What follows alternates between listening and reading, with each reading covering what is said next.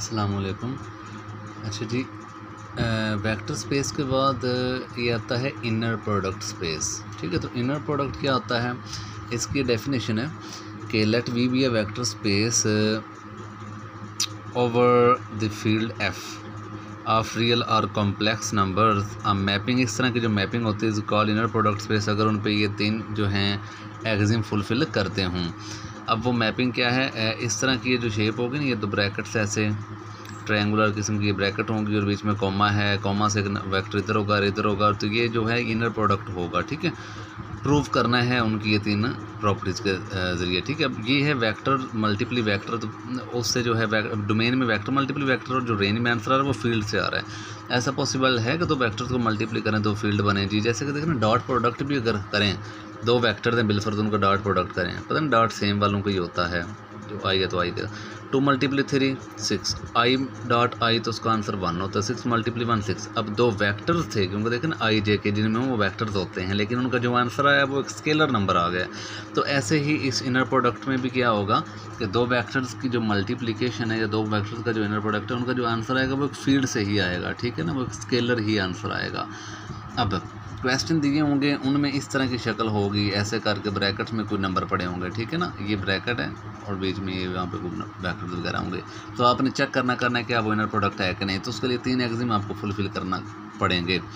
First of all we का inner product we के साथ है, मतलब जो सेम ही यहाँ पे अगर 2 है तो 2 ही यहाँ पे भी है। ठीक है ना, सेम, तो वी कॉमा वी, उसका इनर प्रोडक्ट जो है वो ग्रेटर दैन इक्वल टू 0 होना चाहिए। ठीक है, तो greater than equal greater to 0 होना चाहिए, मतलब कि इसका मतलब ये है कि 0 से छोटा नंबर नहीं होना चाहिए, या तो 0 के बराबर या फिर 0 से बड़ा होना चाहिए। ठीक है, या 0 के इक्वल या फिर 0 से बड़ा होना चाहिए।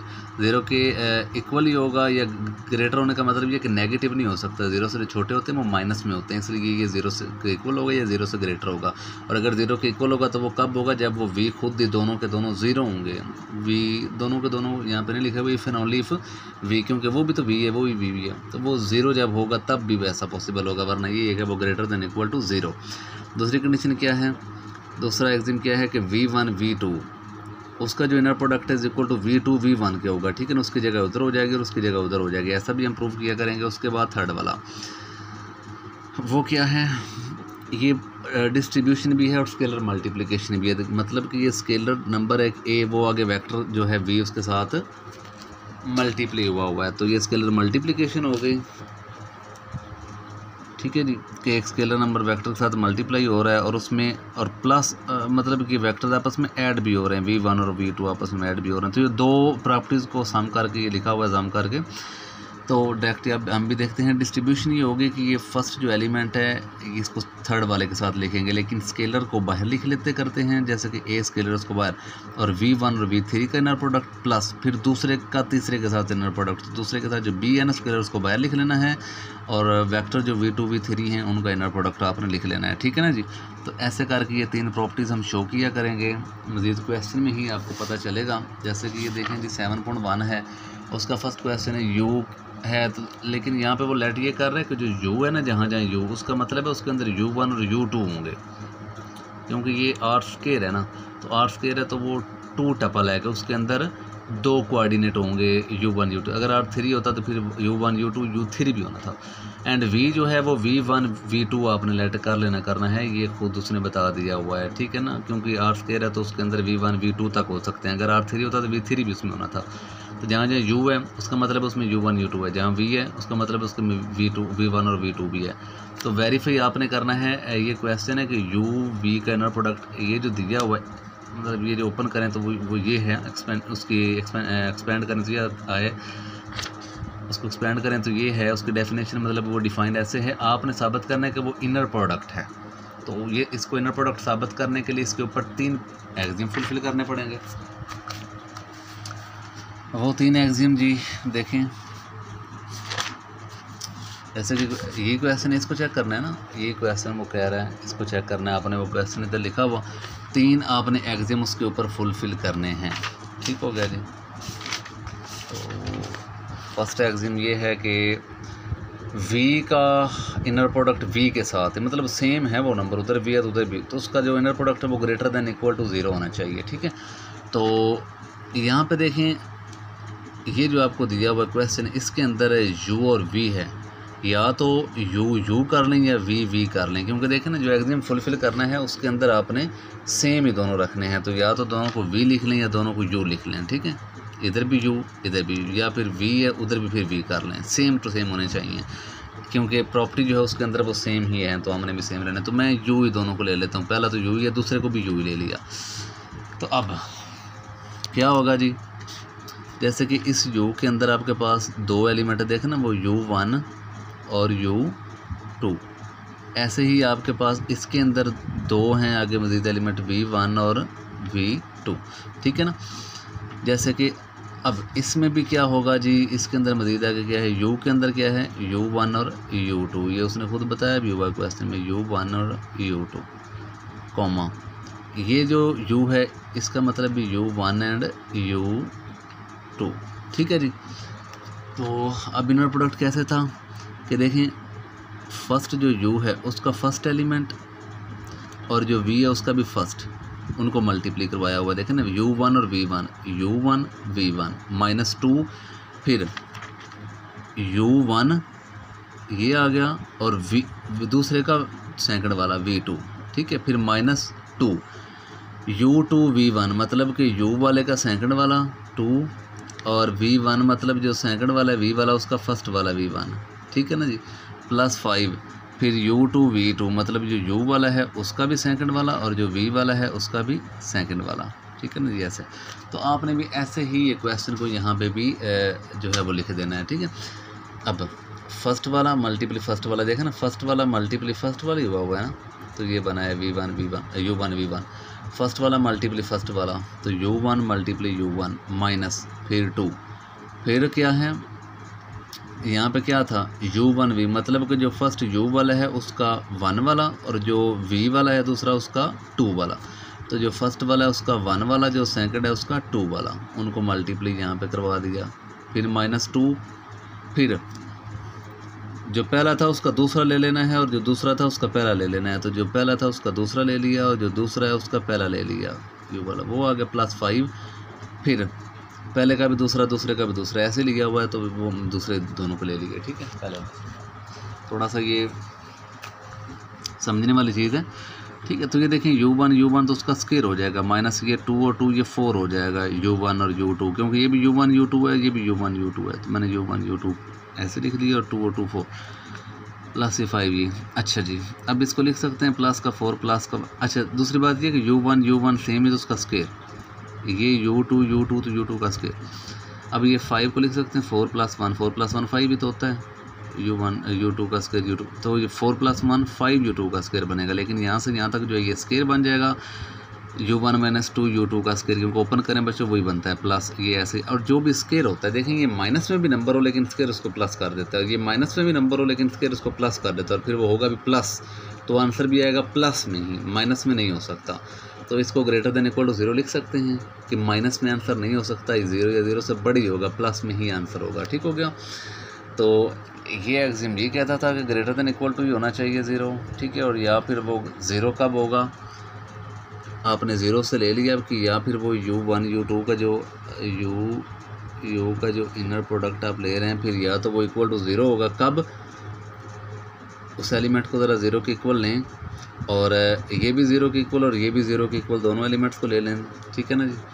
यहाँ से सिंप्लीफिकेशन की तो वो स्क्वायर ख़त्म जिधर लिया तो U2 का ये आंसर, स्क्वायर ख़त्म किया, माइनस वाले को उधर ले गए, U2 की जगह उसकी वैल्यू 0 पुट कर दी, तो U1 भी 0, U1 और U2 दोनों 0, U के अंदर क्या होता है बच्चों, U1 U2, तो U1 U2 दोनों 0, मतलब U पूरे का पूरा 0।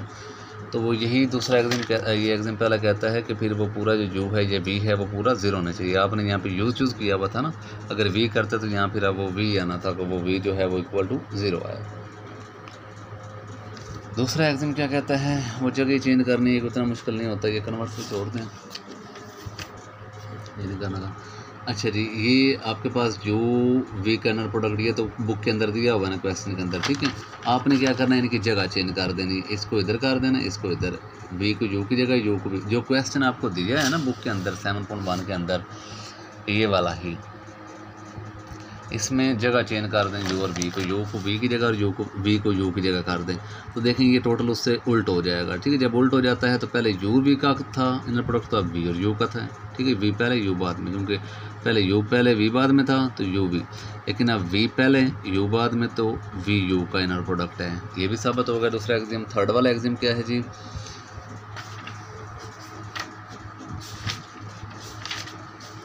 थर्ड वाला एग्जाम जी है कि A_V_1 + B_V_2, V3, या आप उसे यूँ भी लिख सकते हैं कि AU + BV, W = ये आपने साबित करना है। ठीक है, तो ये देखें जी, AU + BV, W = आपने ये साबित करना है, लेकिन ये जो लेफ़्ट साइड है AU + BV, W लिख दिया, U की जगह U1 U2 जो दिया हुआ है ऊपर। ठीक है ना, U की जगह U1 U2 और V की जगह V1 V2 और W की जगह लेट कर लें C1 0। ठीक हो गया, इनको अंदर मल्टीप्ली करवा दिया, दोनों का मल्टीप्लिकेशन हो गई। उसके बाद फिर क्या किया,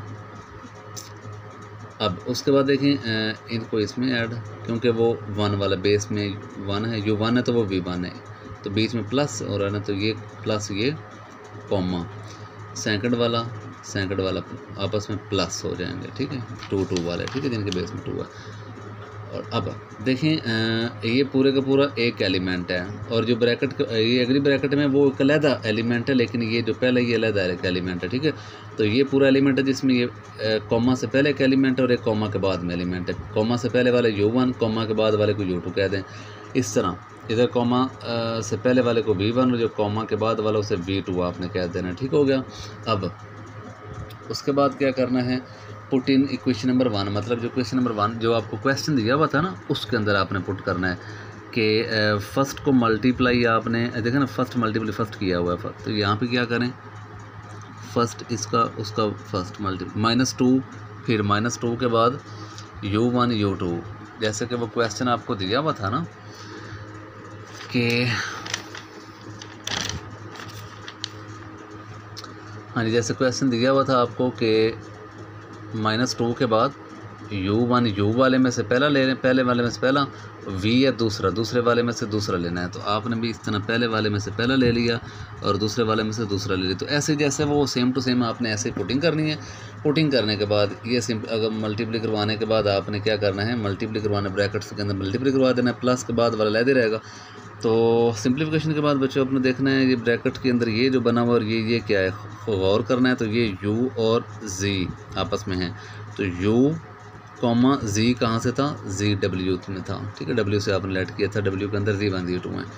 तो ये आपके पास U, W का इनर प्रोडक्ट बन रहा है। देखें U, W का इनर प्रोडक्ट बन रहा है, क्योंकि ये देखें ये इनर प्रोडक्ट ही है, ये वाला देखें, ये वाला और ये वाला सेम ही बन गया, लेकिन वो किसका था, U V का था, लेकिन इसके अंदर U और W है, Z मतलब Z W है।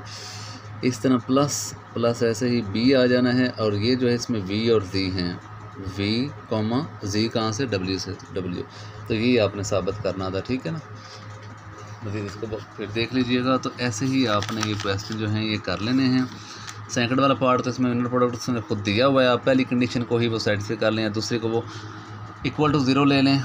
तो जब देखें ना वो था >= 0, जब >= 0 था तो वो =0 होता है फर्स्ट वाली कंडीशन के अंदर। ठीक है ना, =0 भी आप उसे ले लेते, तो =0 लेके तो वहाँ से वो वैल्यू जो है वो k की आपने फाइंड कर लेनी है।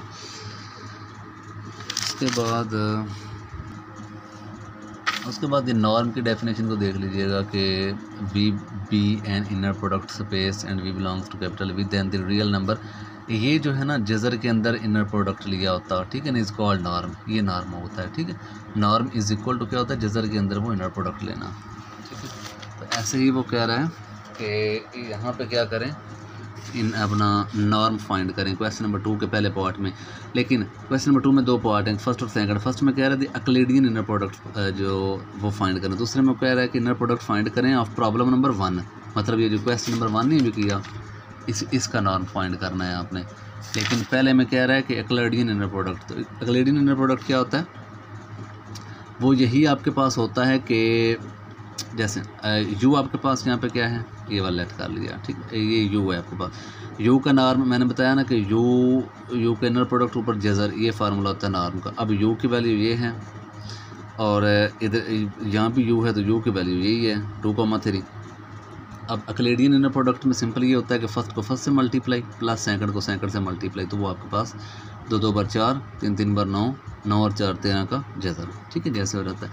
लेकिन सेकंड वाले में जैसे कि देखें ना, वो सेकंड वाले पार्ट में वो कह रहा है प्रॉब्लम नंबर 1 जो है ना, मतलब जो पहला जो क्वेश्चन है ना ये वाला, इसके मुताबिक आपने तो उसके मुताबिक आपने यू भी चूज़ करके उनको आपने सॉल्व करना है, तो आपके पास उसका भी आंसर आ जाएगा, ठीक है।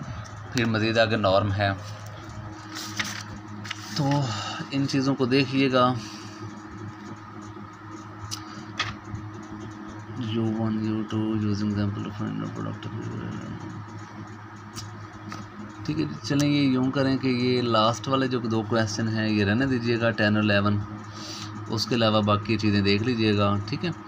और नॉर्म के रिलेटेड आगे ऑर्थोगोनल आता है, ग्राम मेथड आता है, तो वो आपको नॉर्म अगर मैंने जो बताया है ना वो उसको ध्यान से आप करेंगे ना तो वो भी आपके लिए इतना मुश्किल नहीं है। जैसे कि ऑर्थोगोनल है तो ऑर्थोगोनल फाइंड करने के ये फार्मूला है कि खुद कोई यू वी दिए होंगे ना, यू और वी, तो उनका ऊपर इनर प्रोडक्ट लेना है, ओवर में क्या लिखना है, यू का नॉर्म लेके जो भी उसका आंसर आता है वो यहाँ पे, और वी का नॉर्म लेना उसका जो भी, बिल्कुल यू का 5 आता है आंसर और वी का नॉर्म ले तो 15 आता है, तो वो यहाँ पुट कर, और ऊपर जो उनका इनर प्रोडक्ट आया ना वो लिखना है, और एंड पे कॉस उधर जाए तो वो थीटा जो है वो निकल आएगा, is the angle between U and V, ठीक है ना। इस तरह आपने ऑर्थोगोनलिटी जो है वो भी फाइंड कर लेनी है।